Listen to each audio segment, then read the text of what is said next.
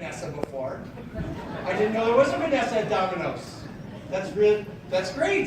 It's playing music. I'm still watching. What am I waiting for? I'm waiting for it to go to step number 2. I am anticipating the moment that it changes to number 2. Eventually it changes to number 2. Vanessa has put it in the oven. Holy smokes, Vanessa, thank you. Thank you, Vanessa, whoever you are. What am I waiting for? I'm supposed to be doing work right now. Now I'm waiting for step 3. What is step 3? I don't know what step 3 is. I will wait. Oh, step 3. They've taken it out the oven. They do a quality check, and now they've given it to John. John is going to show up with my pizza. Now the delivery guy has a name, and I'm still staring at this thing. It's like 10 minutes I've wasted watching the order tracker. 10 minutes later, John shows up with my pizza, and he walks in the door, and I'm like, John, I'm so glad you showed up. He's like, man, you used the order tracker, didn't you? Like, yeah. He gives me the pizza, and then invites me to download the app so I can do this again and again. And the pizza, people, isn't much different. I know they tell you it's changed and it's much better. I think it's pretty much the same. It's not like the pizza changed. The experience has changed. That's what's important about that. The online order tracker heightens my anticipation of a pizza that I know what to expect. And more than that, it invites me to share that anticipation with other people. Let me show you. You can go online any day of the week and search for Domino's order tracker, and you will see every day the same kinds of quotes. Let me read some of these. Love the Domino's order tracker. Now I can sit on my porch and say things like, yo, Brandon, when the delivery boy walks up. Right? This person says, watching the Domino's order tracker on my order makes me so excited. She's excited for the delivery, okay? I love at Domino's. I just saw the online order tracker. So cool. Love that you see exactly where or who they are in the process of your pizza. People love tracking their pizza. Let me point out this one. Domino's Awesome Tech, his order, which consisted entirely of a soda, had been placed in the oven. Okay? This just goes to prove that it's not amazing technology. This is not groundbreaking, world-changing technology. This is simple technology that heightens anticipation. How about this one? This guy actually says, Domino's order tracker is the coolest thing ever. Patiently waiting for Devin to bring us his pizza. He left at 8:59. I can't wait. How about this guy? This is even better. Sometimes I order Domino's just to use the pizza tracker. Wouldn't it be great if sometimes you signed clients just because they wanted to use your online tool? Yeah, it would, wouldn't it? Look, Domino's did $1 billion worth of online orders in 2012. They hit the $1 billion mark. Ordering a pizza is now an experience, not just a task. I want you to think about all the tasks you do and think about small ways you can make a big difference by turning it into an experience. What if you focused on maximizing the enthusiasm and the anticipation phase? What are you doing to heighten the anticipation of your experience? What's your Domino's order tracker? It doesn't have to be technology, but let me show you what these guys at BBSI have done. And they've leveraged one simple idea that they ask the tough questions of their clients, all right? At BBSI, they don't talk about how trusted they were, and they don't talk about their services right up front as being a PEO. They actually lead with, we can help you with your business. And a lot of you say that, but no people show me how they do this, like BBSI. So you can actually look at their solutions. You'll see that they provide normal solutions that you might provide. They, again, lead with the business service piece of the puzzle. What's interesting is if you hit the Getting Started tab, this is their Domino's order tracker. They actually ask you to do some self-analysis, to start anticipating the kind of relationship we're going to have together. So if you choose 20 to 65 employees, it says you're in the metamorphosis phase. I'm like, oh crap, like what is that? This is scary. Let me find out more, okay? And then they show you, here's what some success attributes look like. So you start self-evaluating, and there's some common pitfalls. That speaks to me. I'm like, oh my gosh, I'm empathizing with all these problems. This is a disaster. I should learn more. When I learn more and start reading their questions, they jump out at me because they understand exactly, they're speaking to me. My biggest fear is losing my biggest client. Oh, okay, well, we can help you with that. They're not telling me they give me my payroll services and can help me with benefits. They deliver a very different kind of experience. They have teams of 4 that are located within only a 50-mile radius of every client, so they have the personal, local connection. They have an HR and organization expert, they have a business and analytics and payroll expert, they have a risk expert and a business expert that's helping lead them through this process. 80% of their business is referral-based because of the experience they deliver, and it starts with their online order tracker. That's their version of the online order tracker, heightening anticipation for the first meeting by reframing what we're going to discuss. That's heightening anticipation.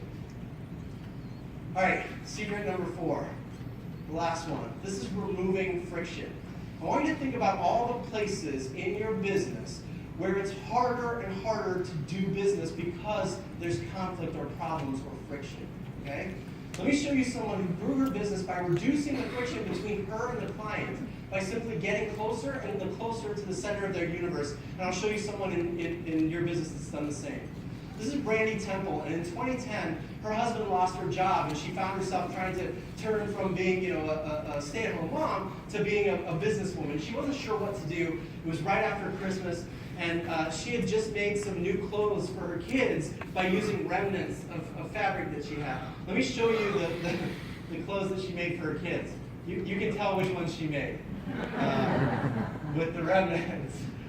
This is really cute stuff, and she had one piece of fabric left over and a little bit of fringe, so she made one more of these and she put it up on Facebook and said, hey, does anyone else want one of these?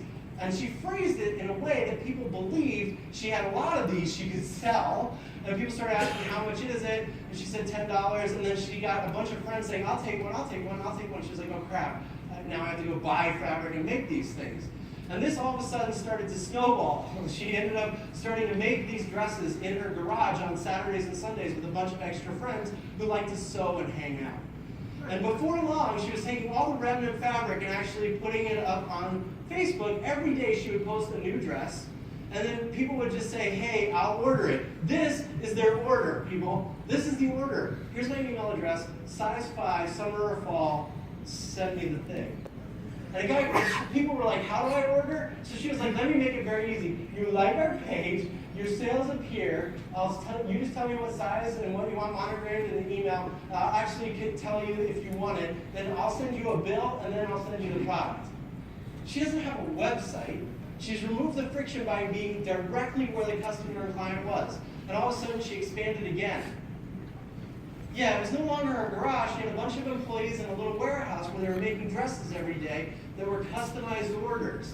It wasn't like immediate turnaround. You gotta wait 6 weeks for these things. So she was like, well, if it works on Facebook, why not just try Instagram? Same thing. On Instagram, she'd just post the picture. People would tell her their email address publicly on Instagram, and she'd send the dresses and the invoices out. And if you paid the invoice, you got the dress. If you didn't, no worries. Well, guess what? She expanded again. 2010, she started this business. She still didn't have a website by 2013. She's finally launched a website. But by 2015, she did $44 million in revenue. She's doubled her revenue every year since 2010. And at first, she had no website. She removed the friction and got closer and closer to the everyday experience of the client they were going after. I want you to start asking yourself, how can you remove the friction in your experience? What's your lolly doodle strategy? Now, it doesn't have to be online. You have to think about the things you want to be a big part of. All right? This is someone who gets closer and closer to the biggest decisions in a company's tenure. All right? This is Tilson. Is anyone from Tilson here? Two non-enthusiastic people. You're not. Ariane wins the prize. 40,000 extra points for Ariane for their enthusiasm. They're like, we're here. Tilson. Tilson does a great job of actually really providing something in the community that no one else provides so they can build relationships in a new and interesting way. They have a conference center, and they offer it up as available for other opportunities, other things, community events, doesn't matter what. But when I talk to Tilson about the kinds of things that prove to be fruitful for them, it's all about getting closer and closer to the bigger decisions. Imagine if your client is going through a merger and acquisition, or is talking about succession planning, or doing a management change. It's hard to have those meetings at your office. So what does Tilson do? They say, come, you guys can spend a whole day in our conference center. It's quiet, it's away from your employees. You can talk about sensitive issues without the fear of anything. And it's brought to you by Tilson, who's going to help you with that transition and all the new employees and the new management, and maybe even the company that they've never met before. They want to get close to the big decisions. They also say, hey, you want to come in and talk about succession planning with your kids? That's a good idea. Let's do it. You can do it in a nice environment that's on neutral turf, where you can have an organized discussion, even with a facilitator that we can help with. Or, hey, we have partners that can come in. We could have attorneys and accountants and all those other partners that we know refer big business, host events at our place so that they get to know Tilson. They're getting closer and closer to all the big decisions. They have tech seminars and training for those people offered up at their facility. They are removing friction by providing a community resource that gets them closer and closer to the biggest decisions and decision makers. It's a smart way to rethink their experience. They're removing friction by offering a resource. It's the same thing Randy Temple did. I want you to remove friction. All right, it is almost time for lunch.